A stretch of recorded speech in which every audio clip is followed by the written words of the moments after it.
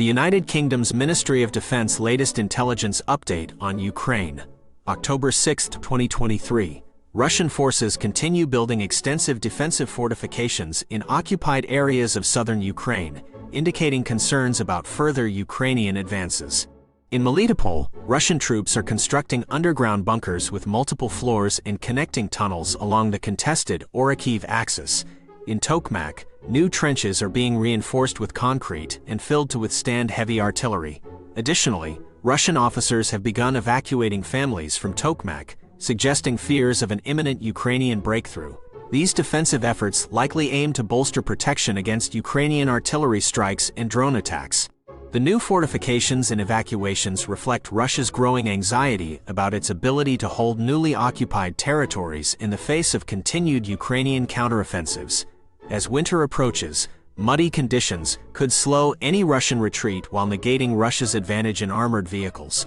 By preemptively building up defensive positions, Russia hopes to delay or block further Ukrainian advances in the south. However, the extensive resources dedicated to these fixed defenses may drain manpower and equipment from Russia's field army. Ukraine Armed Forces General Staff Update. Day 590 of Russia's attempted full-scale invasion of Ukraine continues.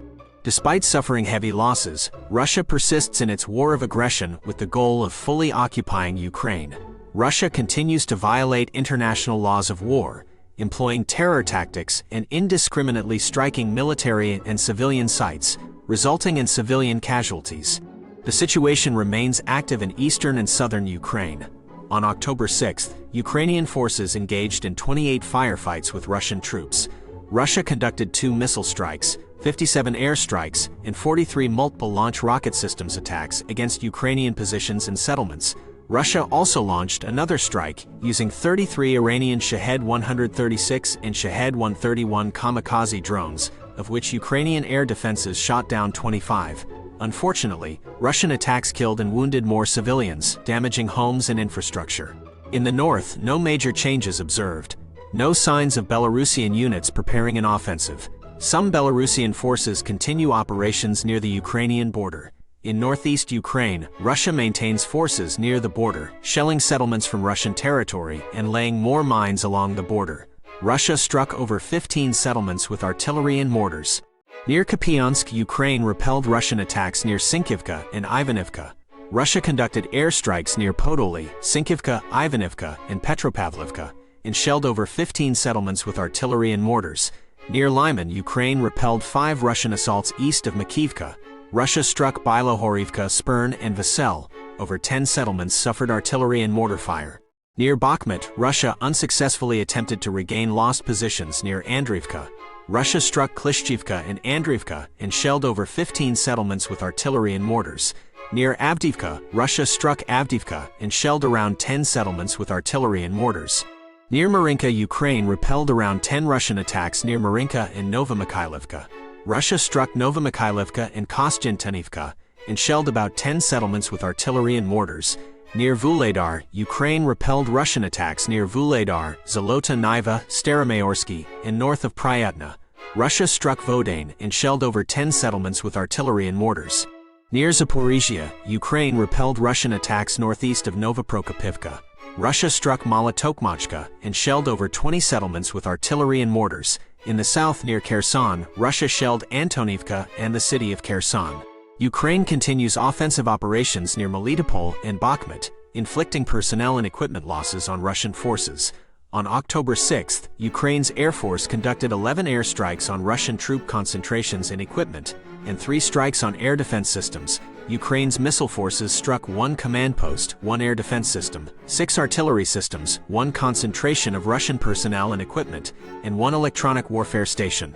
The Institute for the Study of War Russian Offensive Campaign Assessment. On October 6, Ukrainian forces continued their counteroffensive operations near Bakhmut and made advances in western Zaporizhia Oblast. According to Ukrainian military sources, Ukrainian troops proceeded with successful offensive actions south of Bakhmut near Andriivka, around 8 kilometers southeast of Bakhmut. Geolocated footage from October 5 shows Ukrainian forces pushed forward toward a tree line between Robotyne and Verbov, approximately 6 kilometers southeast of Robotyne. Ukrainian Eastern Group of Forces spokesperson Captain Ilya Yevlash stated that Ukrainian forces are preparing to maintain offensive operations through the fall and winter. Yevlash emphasized that while weather conditions may complicate drone and aviation operations and logistical requirements will increase, Ukrainian troops will persist in fighting this winter. Yevlash's remarks reinforce the Institute for the Study of War's long-standing assessment that weather will not preclude either side from undertaking offensive actions throughout the 2023 to 2024 winter, if supplied adequately, as occurred last winter. The pace of future Ukrainian offensives will largely depend on sustained Western provision of appropriate small arms, ammunition, and non-lethal aid, not solely winter weather or any specific weapons system. The Institute for the Study of War key takeaways today. Russia likely rotated regiments in Orikhiv, showing they can sustain defenses in this critical sector despite losses. On October 6, Russia resumed offensive efforts near Kupiansk, but most deployed forces there remain ineffective. Russia may be expanding military training in occupied Ukraine to increase mobilization and training capacity. Kremlin attempts to blame Wagner financier Prigozhin for the plane crash generate more support for him among some communities. Former Russian commanders from the 2022 invasion remain influential in the military and defense industry. On October 5 to 6, Russia conducted drone strikes targeting port, grain, and border infrastructure in southern Ukraine. Russia continued offensives along several axes, advancing in some areas. Ukraine also advanced near Bakhmut and in western Zaporizhia. Reports indicate Russia has recruited up to several hundred Serbians to fight in Ukraine. Reporting from Ukraine Update.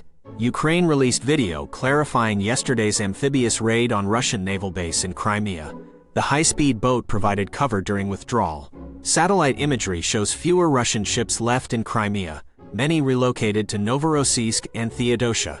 This reduces Russia's naval capabilities in the Black Sea. Ukraine advancing toward Kherson to give more maneuver room for assault on Kherson and reduce risk of flank attack.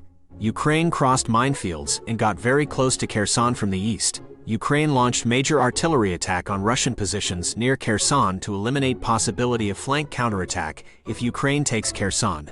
Videos show destruction of Russian shelters and vehicles. Fighting continues near Bakhmut. Ukraine conducted night attacks to leverage night vision advantage. Russia admits losing some trenches but conflicting reports on extent of Ukrainian gains. If Ukraine pushes Russians off high ground near Bakhmut, it will protect flanks and prevent flank attacks during assault on city.